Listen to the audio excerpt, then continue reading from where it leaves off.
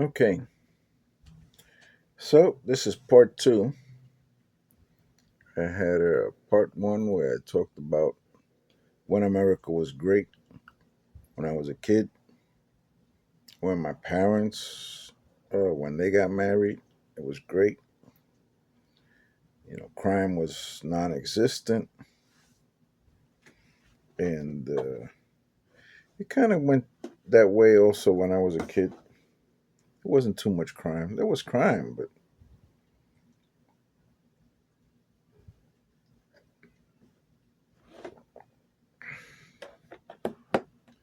I think first time I got robbed by a gang. I think they went into my. They just surrounded me. I was right on my block, right on Tremont and Katona. I mean Tremont and Belmont. That time we had moved to Belmont between Tremont and 179th, and they surrounded me. And they went into my pocket. I had some change there, and that was it. That's the first time ever getting robbed, and and it was just chump change. You know, but what you gonna do? You're gonna fight a whole bunch of people for some change in your pocket. I mean, I spend what I take Uber from my house to a Dunkin' Donuts to get two donuts, a Boston cream pie, and an apple spice donut. Sometimes maybe even maybe a chocolate sprinkle donut. Get a large coffee,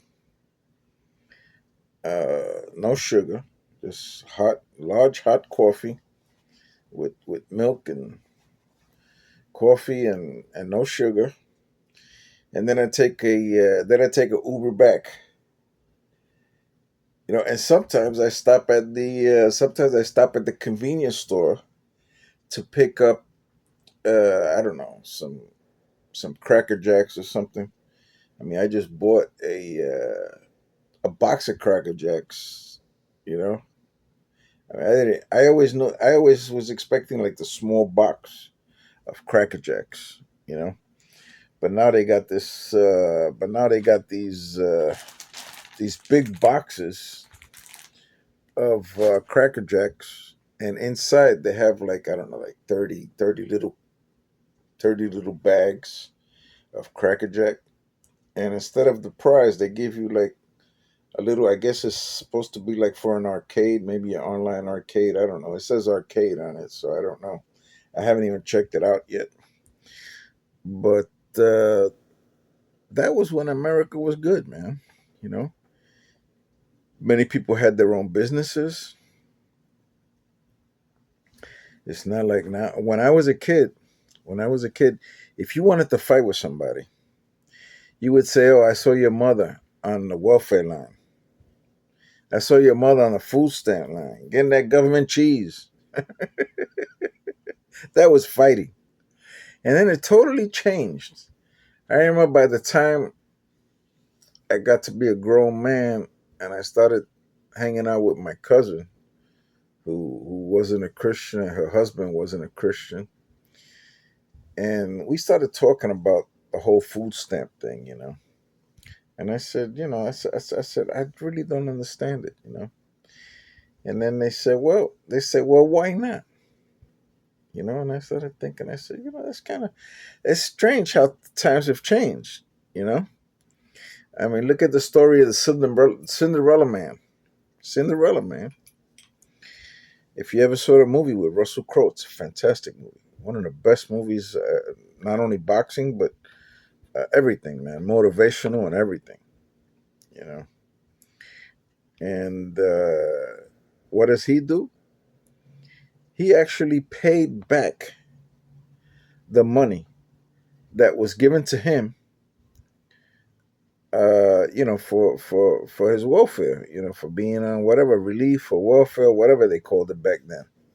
You know, he got in the ring and he fought. You know, and he had fought against who was it? Joe Louis, I think it was. And he decided to put in the contract that he was going to get 10% of Lewis's future earnings or something like that. Incredible, incredible. Could you imagine somebody doing that to Floyd Mayweather? I mean, with all the millions that he's made, that would have been crazy. Just on the what did he make for the fight with Manny Pacquiao? I think he made like over $200 million just on that alone.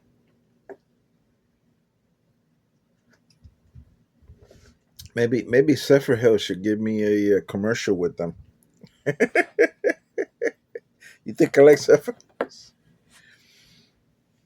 I kid you not. I get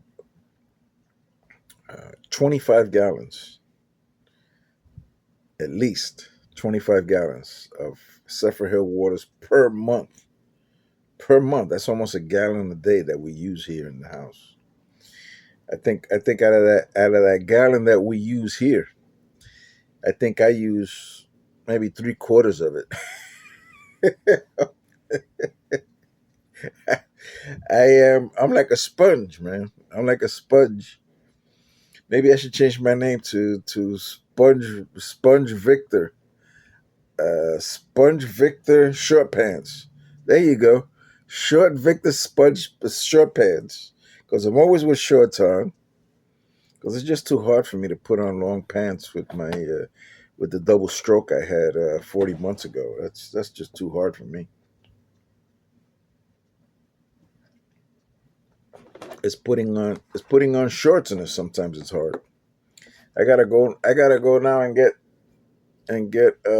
pedicures. If I don't feel able to clip my toenails, I'm like that guy. Who was it? There was a guy in the Bible. He was he didn't trim his he didn't fix his feet or nothing. Obviously, they looked at these things right back then in Bible times. I don't know, but it says that he didn't fix his feet or nothing. I don't now. I don't want to say it's Mephibosheth because Mephibosheth he was lame. So I don't. But it was right around there, because when they were coming, when the king was coming back, I want to say it's Barzillai or something. I'm gonna have to check it out. As a matter of fact, let me look at that because I don't want to just give you any kind of information. But the Bible says he didn't fix his feet. Let me see. He didn't trim his toenails. Didn't trim his toenails. So that's good. You guys who go get yourself a pedicure, man. I know you're gonna be jumping in that seat like me when they hit that brush under my feet. Forget it, I go crazy. He didn't trim his toenails until King David returned. I don't think it was Mephibosheth because Mephibosheth was lame. The phrase refers to Mephibosheth, the grandson of King Saul. He was the son of Nathan. Nathan. He was Nathan. I'm over here putting Nathan the prophet here. I don't know, man. I'm having a strange day here, man. A very strange day. No, no, no, no, no. It refers to Mephibosheth, the grandson of King Saul, who neglected his appearance while King David was in exile. He didn't trim his toenails, trim his mustache, or wash his clothes from the day David left until he returned safely. That's a little too much there, not you know. This act demonstrates his loyalty and grief during the king's absence, and I'm reading from the AI overview of the situation. Okay, he was the son of Jonathan, not Nathan. Not Nathan the prophet, is Jonathan. And Jonathan and David, of course, they had a pact. David put his life into the hands of Jonathan. And David himself says that love was beyond the love of women. So that was out there, man. That was out there. But that's why it's good to strive together. See, that's why it's good to strive together. That's also what makes America great. You see, when we strive together. When I'm trying to better myself, and you come alongside, and you have problems too, and you're trying to get better. You see, and just like the Bible says, iron sharpens iron. You know, I used to see my father. He used to take the knife. He was a cook all his life. Came out cooking in Puerto Rico shows over there, cooking cooking in the Palace Hotel. He was a prep, I think, in the Palace Hotel. He was a sub chef, something like that. But anyway, Dad, he would come out there with his knife and the little, I think the sharpening. That thing would be really, it would be really, really, sharp. So sharp. One time, Dad was that was in the house, and there was this guy that he was in love with my aunt, Tita, Tita. He was in love with her, and he was crying, and he was saying, "Oh, Tita doesn't give me." Well, yeah, I don't think he said Tita because he probably would have said just Tita, whose real name was Quintina. Quintina, I guess she was the fifth one. I don't know exactly. I don't know exactly. Well, she was the fifth girl. What am I see? They had Carmen, Candida, my mother. They had Benita. They had Lila, and they had Tita. So maybe she was the fifth one. I don't think of any. I don't think they had any more than that. I think they had five daughters. So I guess maybe that's the reason why they call it Quintina. But she was older than some of the others. She was older than Titi Lila. So maybe Grandma was just prophesying how many girls she was gonna. Yeah, I don't know, but anyway, Carmen, of course, she died in a fire. That's why Mom was taken out when Mom was in the first and second grade. They took her out of school, and Mom became the assistant to Grandma. So she had the authority to, if she had to crack a bat, if she had to crack a boomstick on top of one of the uncle's head, she had authority for Grandpa. So they respected her, man.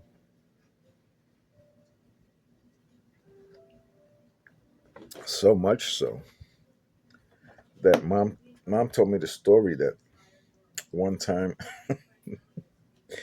they had taken Titi Benny, Titi Benita, and her real name was Filomena, and they took her. It was Theo Moncho and some other guy was like Theo Moncho's friend. They took they took Titi, put her in a bag. I guess it was like a potato sack or something.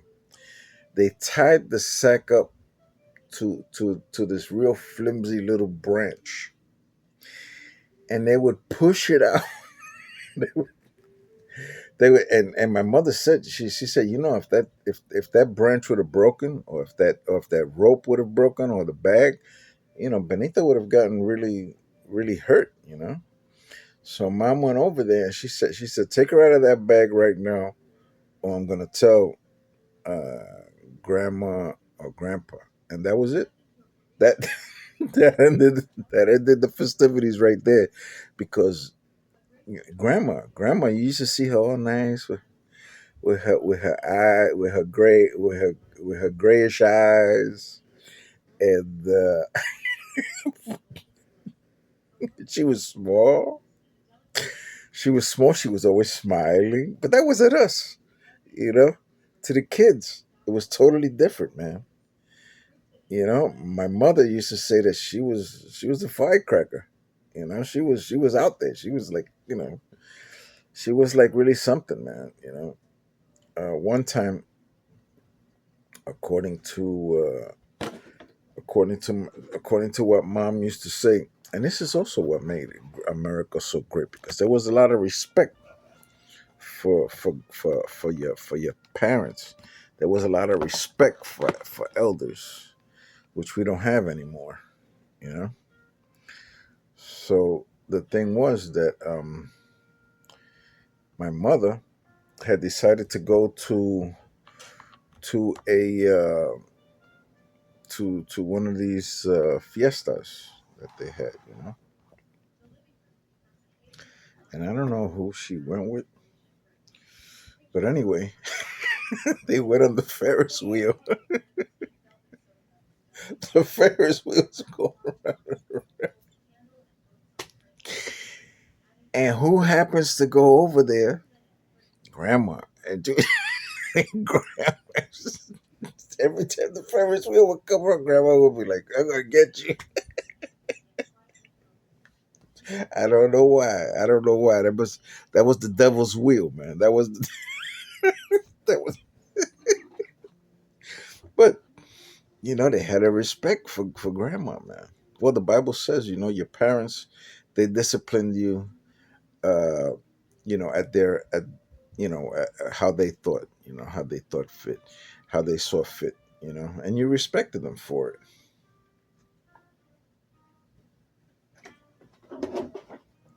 That's what made America good. You had respect for your parents. You know, there was, I mean, back when I was a kid, people used to love uh, the liberals. And there wasn't too much difference between the Democrats and the Republicans. So much so, on my birthday, that was the day Kennedy got shot. Okay, my birthday. They had a big cake there from Valencia. I think the cake was bigger than me, and everybody was crying there. And I'm over here thinking, what's going on here? People were crying. They didn't want to let me eat cake. They didn't want to. There was no. I can't have cake. Can't have cake on my birthday, man. You know, I I like to jokingly say this, but I got on the table. I got on the table that the cake was on. I jumped in that mother. I had cake on the outside of my shoe. I had cake on the inside of my shoe. I had cake inside my socks.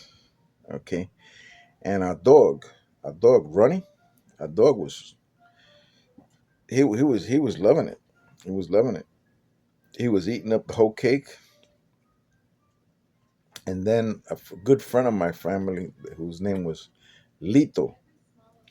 Lito, he said no, he said let him eat cake. He doesn't understand what's going on. So from then on, Lito, he became a real good my favorite uncle, because he kept me from getting a whipping, because I heard the swooshing sound of the belt going through my father's belt loops. That familiar that familiar sound that told everybody, "You're gonna get it. You're gonna you went too far. You're gonna get it." And Lito, he kept me from a whipping that day. He said, "No, let me kick." So there was still a little corner that wasn't all stomped out, and the dog was eating the rest. The dog, he was totally fine with it. What I did, he was he was cheering me up. Go Victor, his tail wagging. Go Victor, go. And the Valencia cakes, they had like these little silvery little balls that they used to put on the cake, and it was so beautiful, man. That cake. It was the icing wasn't like that icing that they got now. It's all sugary. No, no. This was like I guess it was icing, like from a good place. From a good bakery. You know. I bet if I was to go to a Moreno bakery over here, they probably have that there. or some good bakery and stuff. I don't know what they make that out of, regular merengue or whatever, regular yeah, then just whipping egg whites or whatever. But that's one of my favorite jokes that I say. And of course, the next year when the cake came, the dog, he was always the dog was like, but it didn't happen the next year. I mean, what do you think? Every year we're gonna kill a president? Get a president killed? No, no. I think that's what started his PTSD. He was the first dog that ever had PTSD, man. Mom used to say I used to beat that dog. I don't know. I don't remember that, but that was her fault. She should have put a stop to it.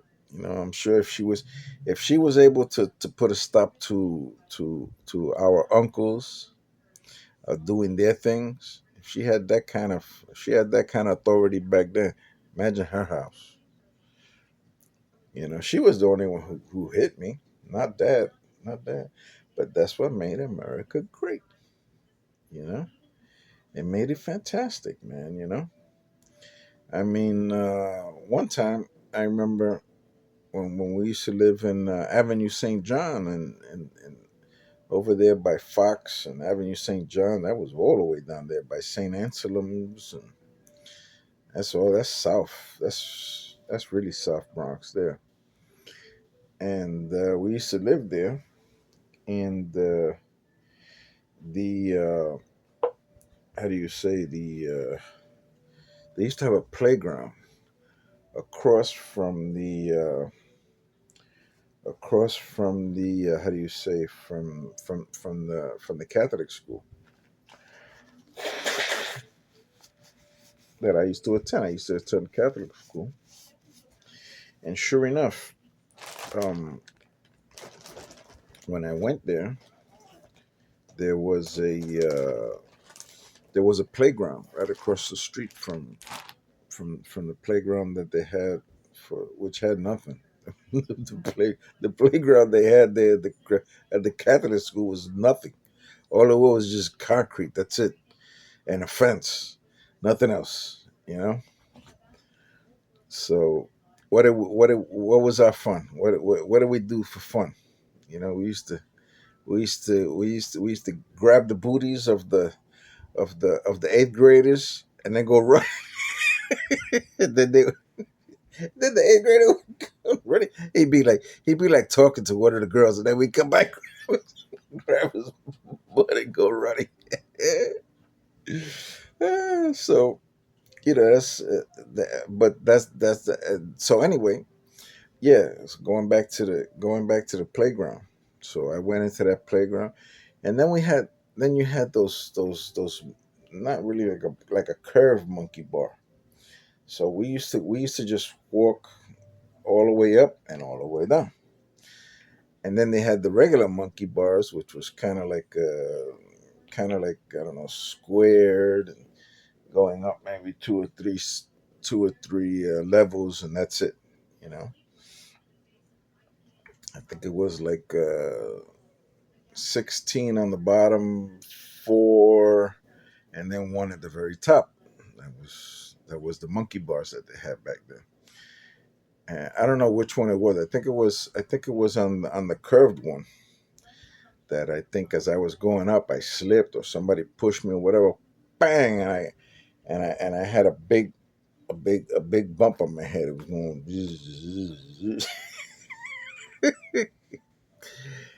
and I think that's what started my reread period. I was, you know, having done that, but we had freedom to do that, man.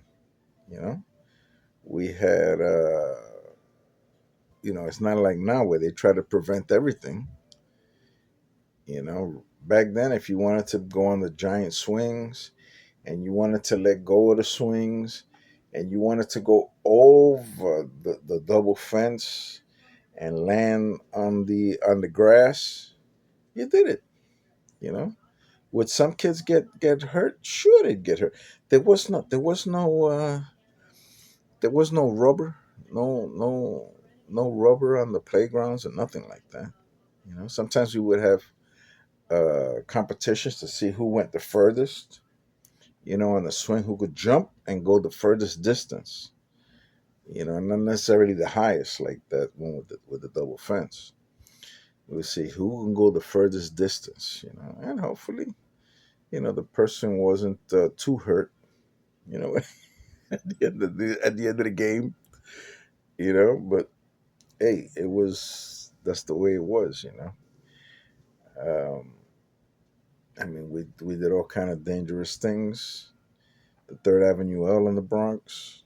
We used to climb on the outside just to not pay, what was it, a dime, 15 cents, I think. And people were complaining when it went up to 15 cents. 15 cents, okay.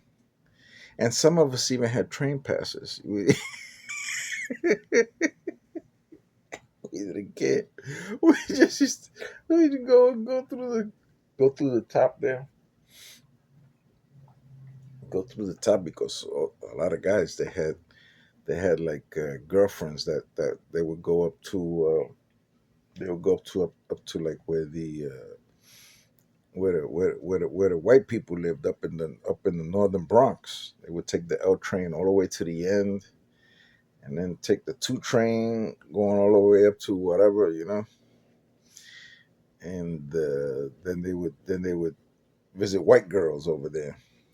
That's where they had all the white girls. I mean, they had some white girls where we lived.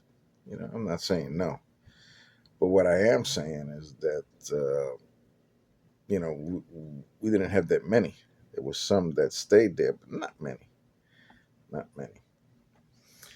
So anyway, yeah, we also, when the train took off, we would run and we would jump on the back of the train. Did we all make it? No. Some of us didn't make it. Sometimes we would run from one train station to the other. Did we all make it? I didn't hear of anybody who got killed now, running from one station to the other. But it was exciting, running on the tracks there. It was exciting. I'm not gonna say it wasn't. It was, but we all had that struggle. We went through these crazy times together. We fought together and we made up together. You know, Sometimes it takes a long time, but we made up. You know, of course, sometimes people don't. I mean, I see people on Facebook that I haven't seen for 40 years, 40 years, and they won't friend me. So I think, what the heck? What did I do that was so bad? What did I do that was so bad that even after 40, 45 years, relatives of mine, and they won't friend me? So really, man, was I that bad? What did I do, man? Did I rape your little brother or something? What was so bad? What was so bad? No, you know. But there was how do you say? There is times when America has been tremendous. Look at after 9/11. After 9/11, during 9/11, what was it that these people said in that American Airlines flight? They said, "Let's roll, let's roll." That's what they said. I'm gonna pause it here just for a second. I'm not even gonna do that. Let me just leave it on, and I can get this thing plugged in here. My computer is running out of juice. It's running out of juice. There we go. That didn't hurt too much. That was good. So after 9/11, huh? And that kind of hit me hard too because I used to drive a cab back then when I was in New York a little bit before 9/11, and I would start out in Brooklyn, and usually the first thing that I would take would be I'd take the Brooklyn Battery Tunnel. Hope that I get like somebody there at the you know, coming out of World Trade Center or whatever, and start my day off there, or go through the Brooklyn Bridge. You know, if I didn't want to pay the toll, it was only $2 or $3. You know, so go figure. The and look at how the country came together. Hmm? There was no African American, Asian American, Indian American, or whatever, Native American, what have you. It was Everybody was American. It all changed. It changed everything. That's when America was great. You know, America is gonna be great again. It's gonna be great again, and hopefully soon. You know, I mean, look at the response now for Charlie Kirk. Here goes a guy, a great debater. You know, and how do they call it? A Christian apologist. Is that right? When a person talks about, he defends the Christian values, the Christian views. So look at the response. All the people who have gone back to church, people who are now getting more exposure, people who are like this guy. This, he likes to go to colleges and talk to people. Uh, Cliff, I forget his full name, but I've been watching a lot of those videos, and those videos are fantastic. Let me see if I can go over here. Go to the home. Go to home page and see if it's there. I forget what is.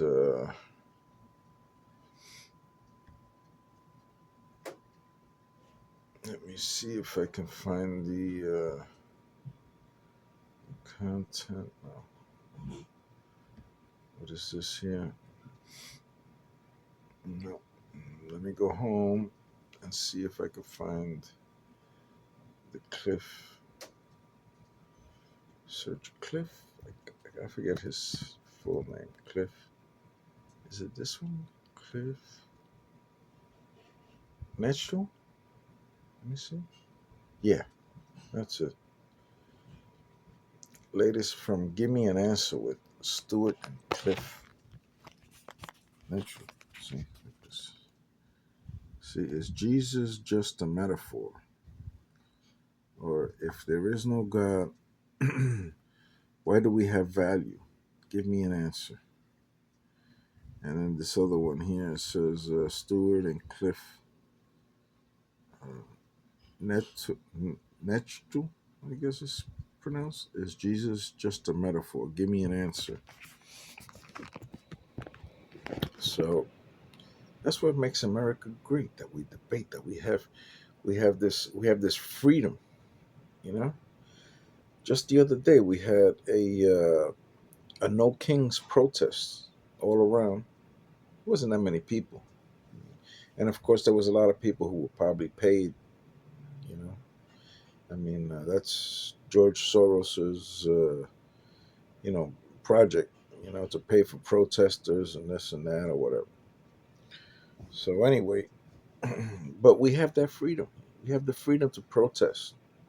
Huh?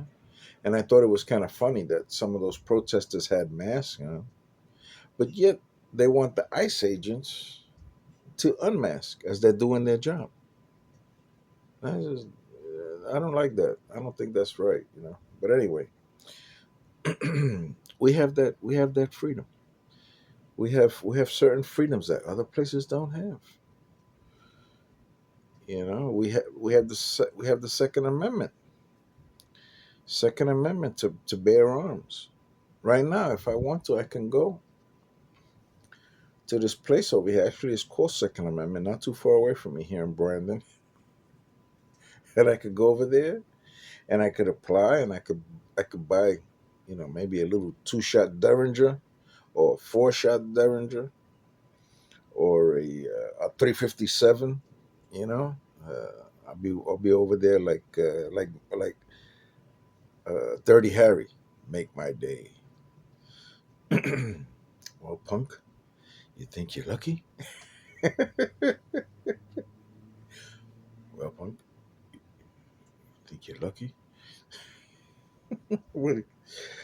I know what you're thinking. Did he shoot five shots or six shots? Well, in all this confusion,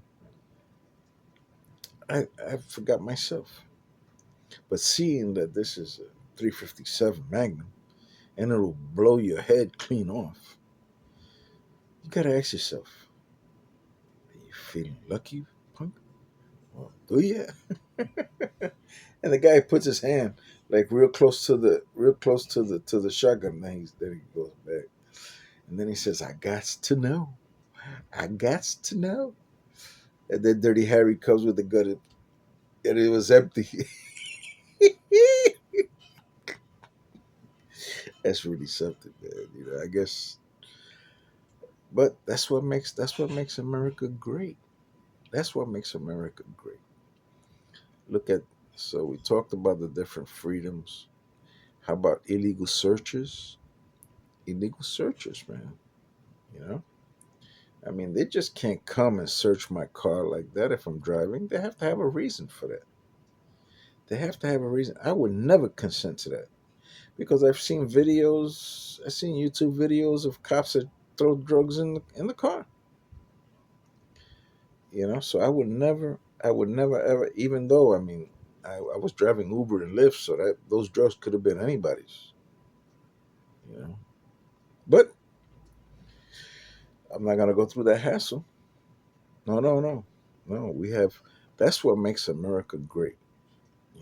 Go to some of these other countries. Look, Philippines right now. I hear there's a guy there. 3 years. 3 years in prison. What was his crime? He argued with a Filipina. Argued, not hit. He argued with a Filipina. Huh? I would like to go over there. It's a beautiful place. Who knows? Maybe I might even get married over. I wouldn't live there.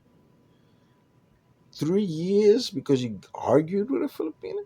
No, no, no. And of course you can't even own property there. We allow foreigners to own property here. We allow they could start businesses here, whatever. And now with this golden ticket thing that they have, people who have a lot of money, you know, they can do a lot here. The golden visa or whatever. And then they have now that other thing where they can bring anybody here.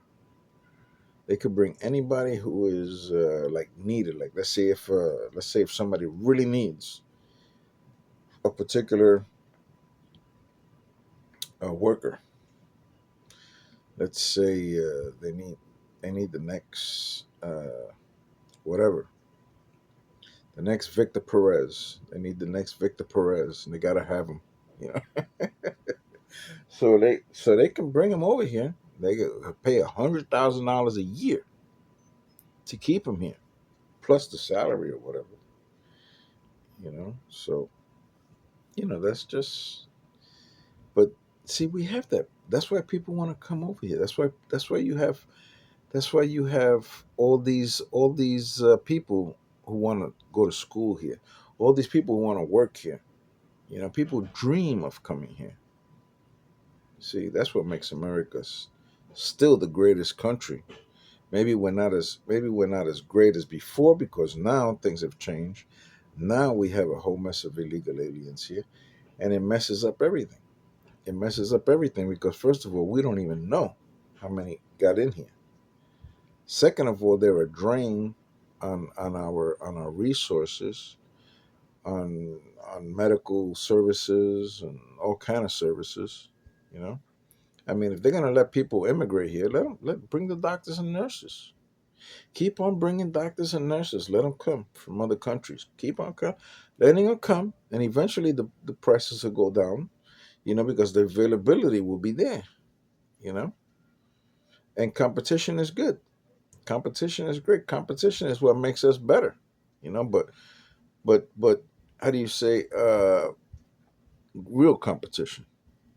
See, with this tariffs, you see, I can understand putting the tariffs in because of the fact that a lot of these countries they don't play fair, and that's why the United States cannot sell things in other places the same as they can sell here, and that's not right.